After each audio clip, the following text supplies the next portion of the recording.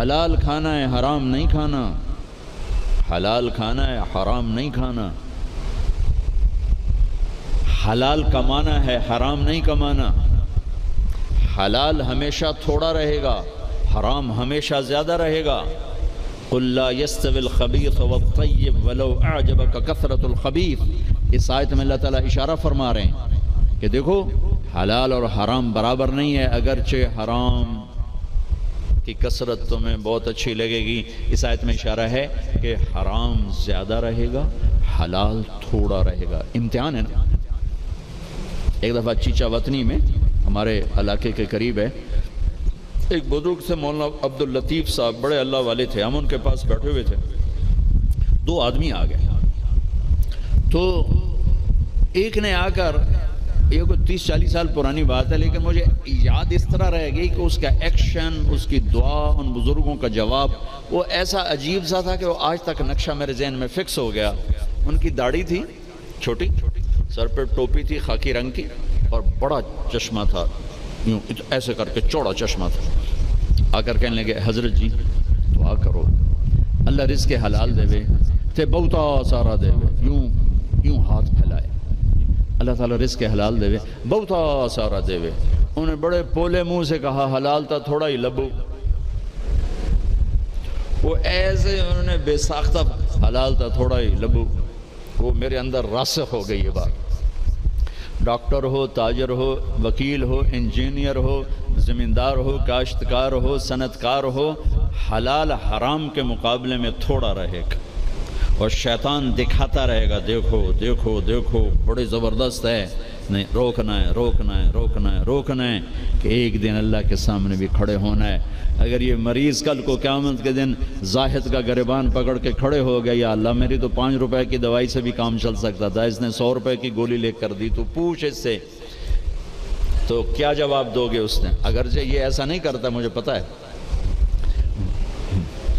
اس لیے میں نے اس کا نام لیا ہے، یہ ماشاءاللہ درویش ڈاکٹر ہے۔ تو کیا جواب دے گا وہ؟ تو دوسری بتائی کلو من الطیبات، حلال کھانا ہے حرام نہیں کھانا۔ 4 چیزیں اللہ نے بیان کی، 2 غذائیں، 2 روحانی مقامات۔ اب اسی پر ہم آتے ہیں۔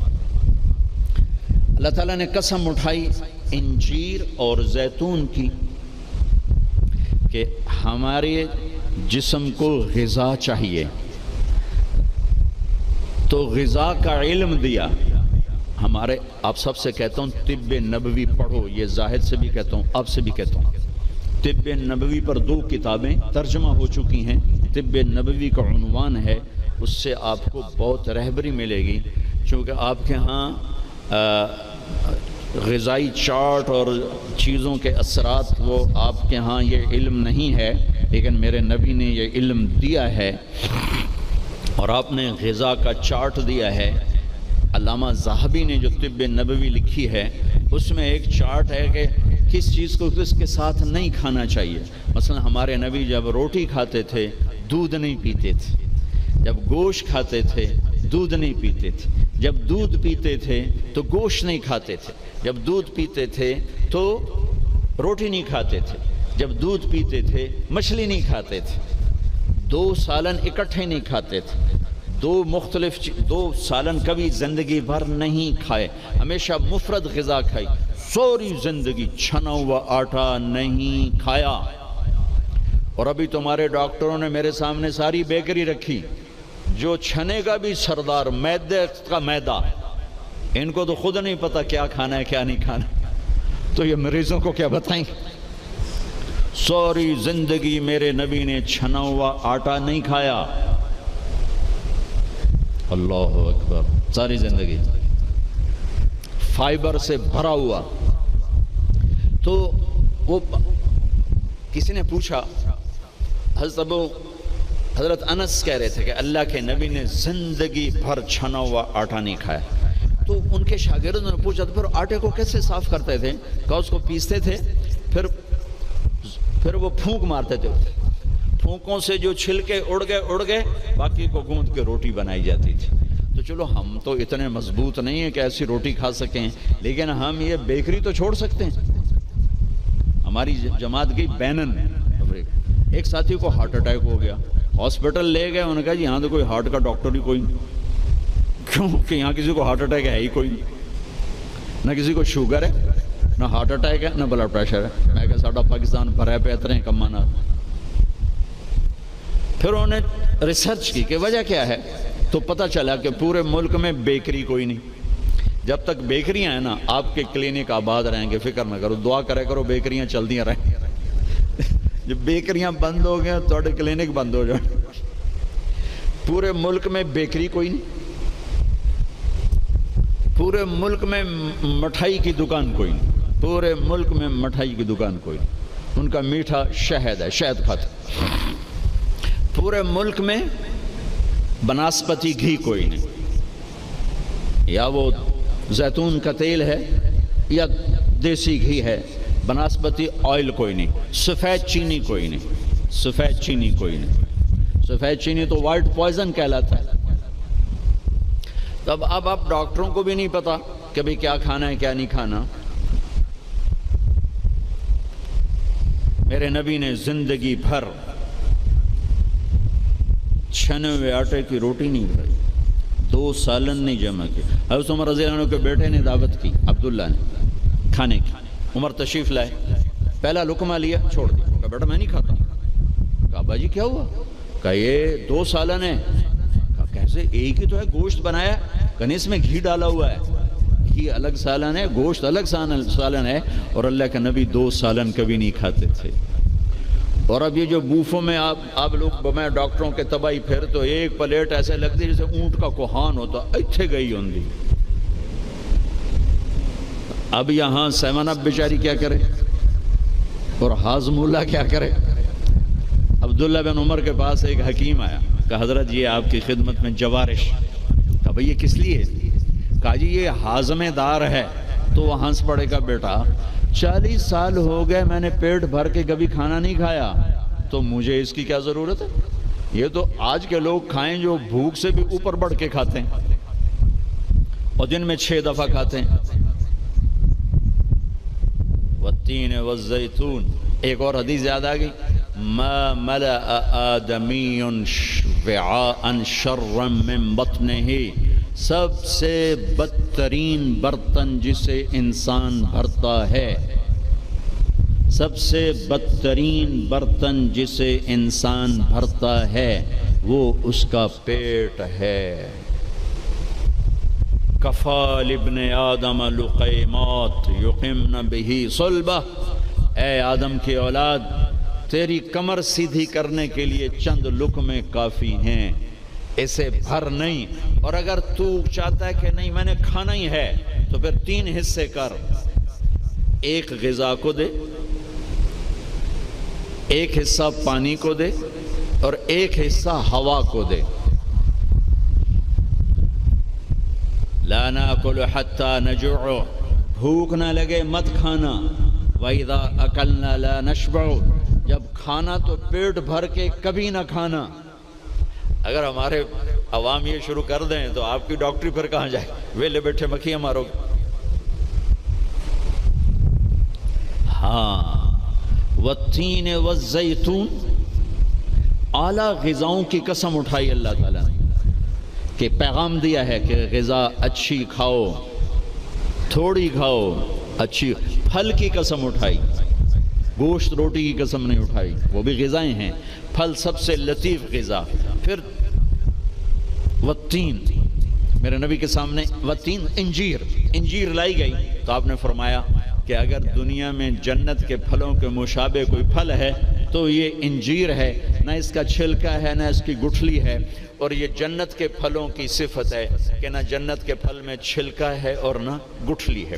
پھر آپ نے اس کے فوائد بتائے، یہ کھاؤ، یہ تمہارے جوڑوں کے درد کو نفع دیتی ہے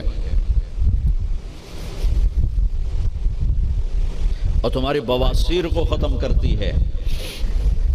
پھر آگے کئی فوائد بتائے، زیتون کا فرمایا کہ سب سے بہترین تیل زیتون، اسے پیو بھی صحیح، اس کی مالش بھی کرو، اسے ملو بھی صحیح، اسے کھاؤ بھی صحیح، اسے پیو بھی صحیح۔ تو اللہ تعالیٰ نے اعلیٰ ترین غذاؤں کی قسم اٹھائی۔ اللہ تعالیٰ یہ بھی تو کہہ سکتا تھا مجھے سموسے کی قسم، مجھے پکوڑے کی قسم، مجھے حلوے کی قسم، مجھے پوڑی کی قسم، والتین والزیتون، مجھے انجیر کی قسم، مجھے زیتون کی قسم. یہ پورا چارٹ دیا ہے. آپ لوگ یہ علم پڑھو کہ میرے نبی کا غذاؤں کے بارے میں کیا معمول تھا اور میرے نبی نے کیا فرمایا. اوروں کو نہ صحیح اپنے لیے پڑھو. تو میں بتا رہا تھا علامہ ذہبی کی طب نبوی میں ہے وہ، یہ اس کے ساتھ، یہ اس کے ساتھ، یہ اس کے ساتھ، اس کو اس کے ساتھ نہیں، اس کو اس کے ساتھ نہیں. ہمارے ڈاکٹر عبدالواحد صاحب ہوتے تھے مرحوم، کوئی پرنسپل ریٹائر ہوئے تھے نشتر میڈیکل کالج. میں نے ان کے دفعہ پڑھ کے سنایا، کہنے گے جو آدمی اس چارٹ پہ عمل کرے گا، کوئی تقدیر سے بیمار ہو تو ہو، ویسے نہیں بیمار ہو سکتا. اور موت، مرض الموت آئے تو آئے، اس کے علاوہ سے کوئی مرض نہیں آ سکتا. تو اللہ تعالیٰ نے ہمیں اچھی غذا کھانے کا حکم دیا. اندھا دھند، چونکہ جسم امانت ہے، پیٹ باہر نکل آئے. ایک صحابی، ان کا پیٹ باہر نکلا ہوا تھا، تو آپ نے اس کے پیٹ پر یوں انگلی رکھ کر کہا کہ اگر یہ چربی یہاں نہ ہوتی تو کتنا اچھا ہوتا. لو کان ھذا فی غیر ھذا، کہ اگر یہ چربی یہاں نہ ہوتی تو کتنا اچھا ہوتا. غذاؤں کا صحیح یہ آپ کا علم ہے، لیکن آپ کے پاس بھی علم کوئی نہیں. سارے ڈاکٹر ڈبل روٹی کھا کے ناشتہ کر کے ہم دیں، اور ڈبل روٹی وہ تو سارے کا سارا اس میں سے فائبر نکلا ہوا ہے. اس سے بہتر ہے آپ سادہ آٹے کی سادہ روٹی کھا کے آؤ، اور پھر 10 چیزیں ملا کے کھانا. پھر تیسرا کھانے کا اصول بتایا، کلوا واشربوا ولا تسرفوا، کھاؤ بھی صحیح، پیو بھی صحیح، پر پیٹ بھر کے نہ کھانا ورنہ بیماریوں کا شکار ہوتے رہو. تو وہ نا کھانا، گوشت، روٹی، چاول، سویٹ ڈش، اوپر کوکا، اوپر کوک، اوپر پیپسی، اوپر 7 اپ، تو بھائی پھیر دی. تو کم از کم آپ ڈاکٹر تو اچھا نمونہ پیش کرو. جب ڈاکٹر ہی 3 لیٹر دے پیپسی پیندا پہ ہوئے تو بیچارے مریض کو کیا پتہ چلے. تو پہلا اصول بتایا ہے، انسان اچھا کامل نمونہ کب بنتا ہے؟ صحت اچھی. صحت اچھی کیسے ہوتی ہے؟ غذا صحیح. غذا، زیتون کڑوا ہوتا ہے، انجیر میٹھی ہوتی ہے. تو ایک بدو نے یہ آیت سنی، کہنے لگا یار یہ اللہ تعالیٰ قسم اٹھا رہا ہے، انجیر کی قسم، زیتون کی قسم، یہ کوئی بڑی مزیدار چیزیں ہوں گی، میں کھاتا ہوں. تو اس نے انجیر کھائی. انجیر تو واقعی مزیدار ہوتی ہے. کہنے لگا بھائی واقعی اللہ نے صحیح قسم اٹھائی ہے. پھر زیتون کھایا، زیتون کڑوا ہوتا ہے. تو کہنے لگا لگتا ہے اللہ تعالیٰ نے چکھے بغیر ہی قسم اٹھا دی ہے اس کی.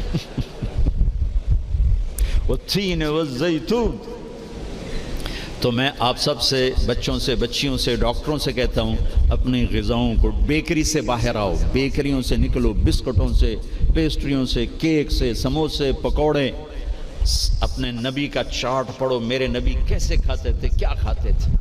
کم از کم اس سے راستہ مل جائے گا. وہ غذائیں تو ہم نہیں کھا سکتے، لیکن کم از کم ہمیں راستہ تو ملے گا. کبھی آپ نے بھنا ہوا گوشت زندگی بھر نہیں کھایا. بھنا ہوا گوشت، ہماری کڑھائیوں سے سارا بازار بھرا پڑا ہے. زندگی بھر بھنا ہوا گوشت نہیں کھایا، اور گوشت کھایا تو صرف گوشت ہی کھایا. اور آپ کو گوشت میں بکرے کی دستی پسند تھی، اگلا حصہ گردن کا گوشت پسند تھا، دستی کا گوشت پسند تھا. عبید رضی اللہ تعالیٰ عنہ باورچی تھے، وہ دیگ چڑھائے ہوئے کھڑے تھے.